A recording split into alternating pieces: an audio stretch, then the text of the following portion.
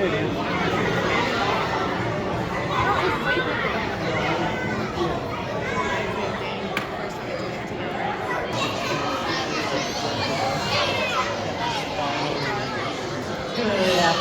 Ocean Voyager. My name is Bill. I'm right over here. Can everyone hear me all right?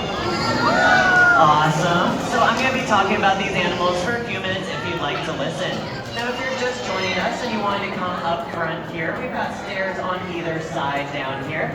And if you're on wheels, we've got a ramp over on your left side that can bring you down here, where you're welcome to sit either on the stairs or on the floor. We just want to leave this middle walkway clear for people who need to move through. So coming up out of the left here is one of our most famous residents here at the aquarium. This is one of our whale sharks. His name is Taroko, and he's about 24 feet long. But he is still growing. Male whale sharks can get to be between 30 and 40 feet long. But the largest whale shark ever found out in the ocean was 61 feet long. To put it in perspective, this window here is 63 feet long, so it was almost the length of this window. We don't think ours are going to get quite that big, but they do still have some growing to do.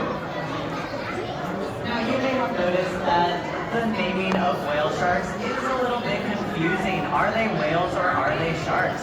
So I like to get a gauge from you guys. Can you do me a favor and raise your hand if you think they are whales? Alright, I see a few for that. Now can you raise your hand if you think they are sharks? Alright, I see a lot more for that. Good job, everybody. They are indeed sharks.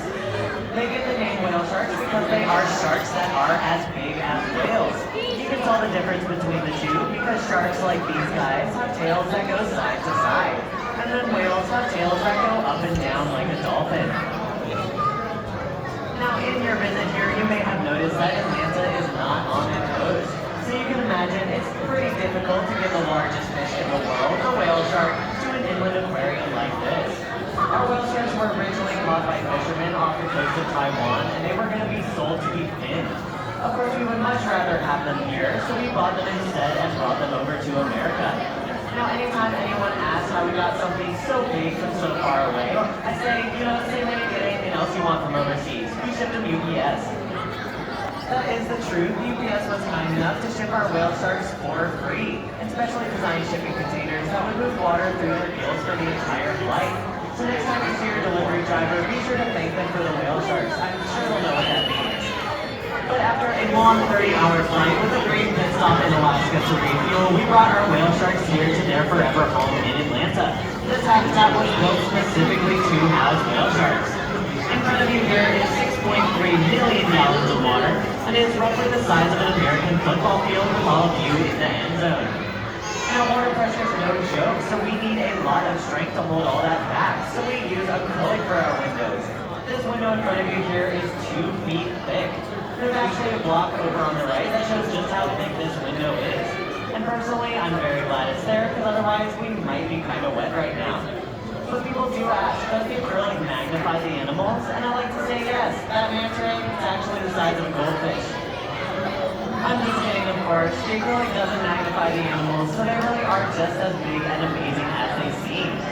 And speaking of amazing, coming out from the bottom is one of our stars in this habitat. That is Tank, our green sea turtle.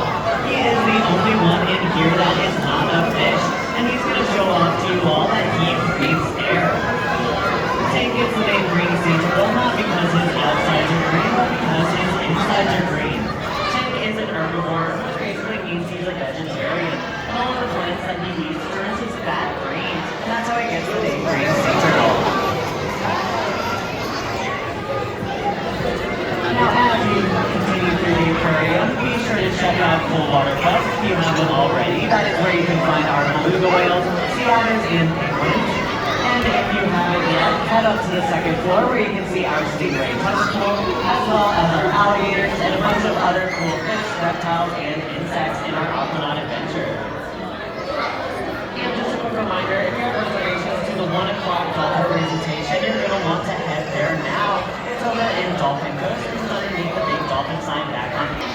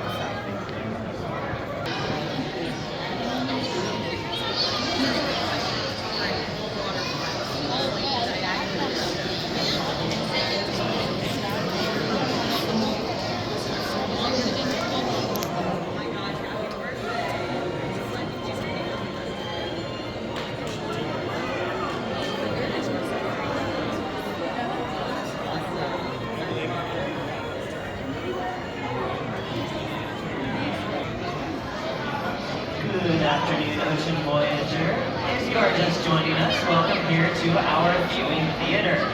If you wanted to come down up front on the floor here, there are steps on either side of this area to take you down here. And if you are on wheels, we've got a ramp over on the left side that can take you up front here. You are welcome to sit either on these steps or on the floor. We just ask that you scooch as close as you comfortably can to that front window so we can keep this walkway clear for people who need to move through.